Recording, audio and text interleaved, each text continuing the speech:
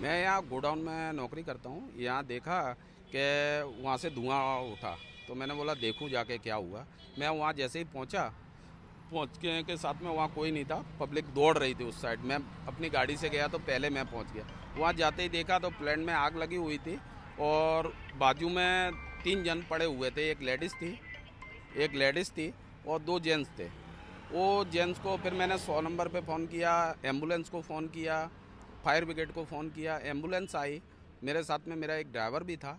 वो दोनों जन ने उठा के फिर उसको एम्बुलेंस में डाला और उनको तो रवाना वो किया। लोग कौन थे? मतलब प्लेन से तो नहीं गिरे थे नहीं, वो? वो प्लेन वहीं पे बैठे होंगे ऐसे लोग। एक तो कोई मासी थी, पटनी थी, उम्र 50 के लगभग थी उनकी, और एक कोई ऐसा ही मतलब जो जो रोड पे बैठे होंगे हाँ, ऐसे लोग थे। और एक कोई साहब थे, कोई उनके गले में आई कार्ड डाला हुआ था। मैंने इतना ध्यान नहीं दे पाया कि क्या लिखा था आई कार्ड में, और फिर उनको मैंने एम्बुलेंस में डाल के रवाना किया। तब तक वहाँ पुलिस भी आ गई, एनएसजी कमांडो भी आ गए, फिर हमारे को वहाँ से हटा दिया गया।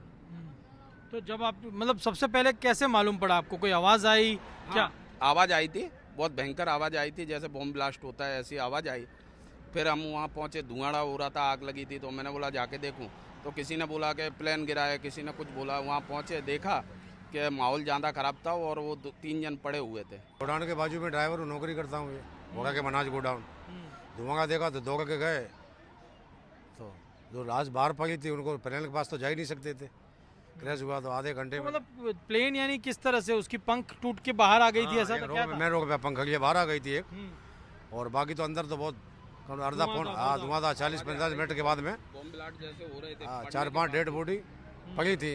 अब ये मालूम नहीं प्लेन वाली थी कि वर्ग अंदर, तो हम लोग गए नहीं।